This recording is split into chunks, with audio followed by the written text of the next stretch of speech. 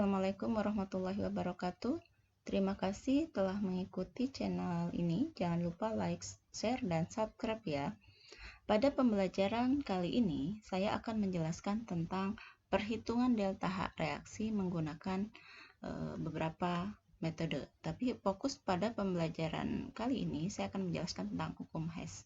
Karena untuk menghitung delta H reaksi ini bisa dilakukan dengan 3 cara, berdasarkan hukum Hess, berdasarkan delta HF, dan berdasarkan energi ikatan.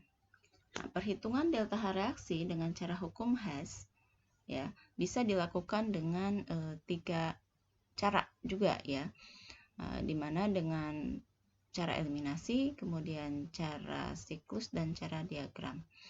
Nah, sebelum menjelaskan cara perhitungannya, kita harus mengetahui dulu hukum Hess itu apa sih? Hukum Hess bunyinya itu adalah menyatakan delta H reaksi atau kalor reaksi yang dibutuhkan dalam suatu reaksi tidak tergantung pada jalannya reaksi, tapi tergantung pada keadaan awal dan akhir reaksinya. Nah, untuk cara yang pertama dengan cara eliminasi, ya, pemisalan, dilakukan pemisalan reaksi A menjadi C, ini dapat terjadi 2 cara. Maka bisa terjadi dengan 1 tahap dan 2 tahap. Untuk cara 1 tahap, maka A langsung menjadi C, di mana delta H-nya itu adalah delta H1. Kemudian untuk A menjadi C ini bisa juga berlangsung mengalami 2 tahap, di mana A menjadi B dulu, dengan delta H-nya itu adalah delta H2, dan setelah jadi B baru menjadi C, di mana delta H-nya adalah delta H3. Nah, maka jika kita jumlahkan pada reaksi 2 tahap tersebut, di mana A menjadi B delta H2 dan B menjadi C delta H3, kalau kita jumlahkan, maka B-nya habis ya, karena berseberangan, maka hasilnya A menjadi C sama dengan delta H-nya itu delta H1, di mana delta H1 penjumlahan delta H2 tambah delta H3. Ya, kemudian cara yang kedua untuk cara hukum Hess itu metode siklus, di mana dari reaksi tadi yang 2 tahap tadi bisa kita buat siklus menjadi seperti ini, di mana awalnya berasal dari A dan berakhir di C. Perhatikan tanda panahnya semuanya dari A menjadi C, bisa langsung, kemudian bisa 2 tahap ya. Maka dari siklus tersebut persamaannya hampir sama ya, yaitu delta H1 dari sini ke sini sama dengan dari sini ke sini, yaitu delta H2 ditambah delta H3. Ini rumus umumnya. Kemudian untuk metode diagram ya, masih dengan pemisalan yang sama, dibuat siklus jadi seperti ini. Maka perhatikan dari A menjadi C bisa langsung atau bisa lewat B dulu, baru dari B ke C, di mana dari A ke C delta H-nya 1, dari A ke B itu delta H-nya 2, dan dari B ke C delta H-nya 3. Kalau kita jumlahkan seperti garis ya, penggaris dari A ke C berarti sebesar delta H1, dari A ke B sebesar delta H2, dan dari B ke C itu sebesar delta H3. Maka delta H1 sama dengan delta H2 ditambah delta H3. Oke, bentuk soalnya dalam bentuk reaksi kimia seperti ini. Ya. Contohnya perhatikan persamaan termokimia ini. Ada 2 persamaan, di mana persamaan pertama itu adalah pembentukan 2 mol air ya, dengan delta H sama dengan minus 136 kilokalori. Dan persamaan termokimia kedua itu adalah pembentukan hidrogen peroksida dengan delta H-nya minus 44,8 kilokalori. Maka jika ditanyakan, hitunglah delta H reaksi untuk reaksi 2 mol H2O2 menghasilkan 2 H2O tambah O2. Nah, untuk mencari delta H ini, kita perhatikan nih, keadaan awalnya itu adalah 2 H2O2 dan keadaan akhirnya ada 2 H2O. Nah, 2 H2O2 itu ada di data 1, ya kan? Ada di data 2, perhatikan. 2 H2O2 ada di data 2. Nah, cuman posisinya dibalik, maka data 2 dibalik dikali 2. Nah, tuliskan lagi reaksinya. Data 2 ini dibalik, H2O2 asalnya di kanan jadi di kiri, dan yang di kiri jadi di kanan. Jadilah seperti ini. Ya, delta H-nya karena dibalik berarti berubah posisi jadi positif. Jadi min 44,8 posisinya dibalik jadi plus 44,8. Karena dikali 2 maka delta H-nya dikali 2. Nah, kita lihat keadaan akhirnya 2H2O ada di data 1. Jumlahnya sama dan posisinya sama. Maka data H2O ini tetap ya ada di data 1 dan tidak dikali juga. Jadi tetap 1. Dikalinya 1. Maka kita tulis ulang ya. Kalau kita jumlahkan ya, persamaan 1 dan 2 yang sudah diubah tersebut ya.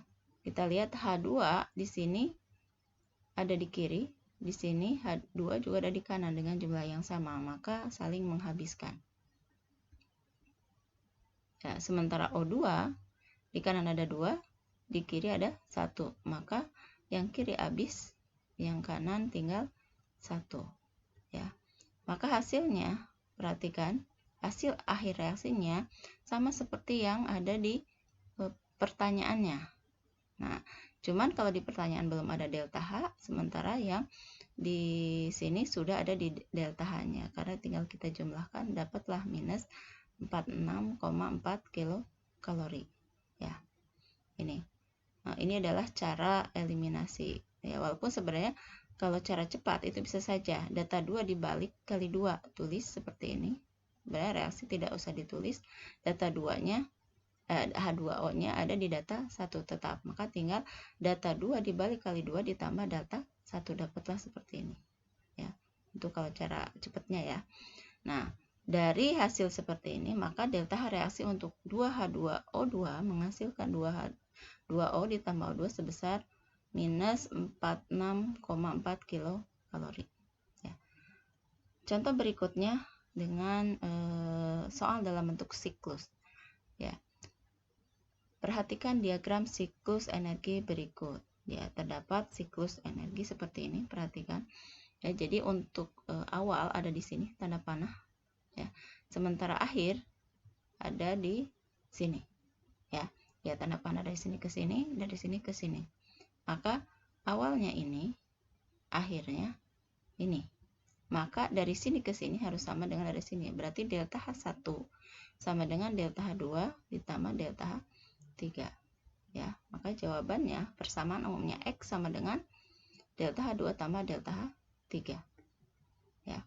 Maka X sama dengan, masukkan angkanya ya. Maka X sama dengan minus 790. Nih pertanyaan, berapa harga perubahan entalpi 2 mol gas SO2? Ini pembentukan 2SO3 itu adalah dari sini ke sini. Maka ini harganya X. Berarti X sama dengan minus 790 kJ. Oke.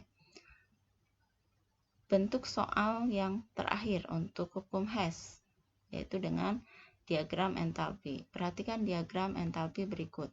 Jika disediakan ada diagram, kita perhatikan, ini diagramnya dari C plus O2 menghasilkan CO2. Ya, bisa 2 tahap ya.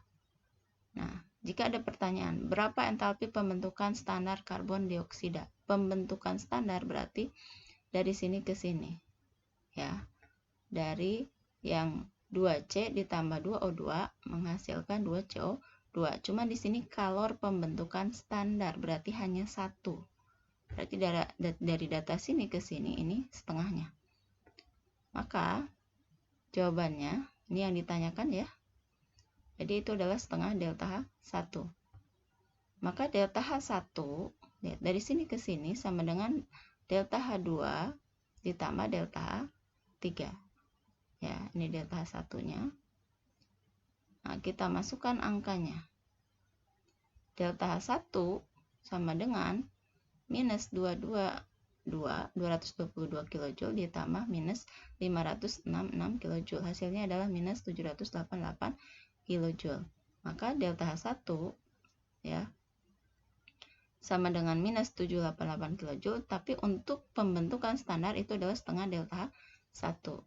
Maka entalpi pembentukan standar untuk pembentukan CO2 itu adalah minus 398 kJ per mol.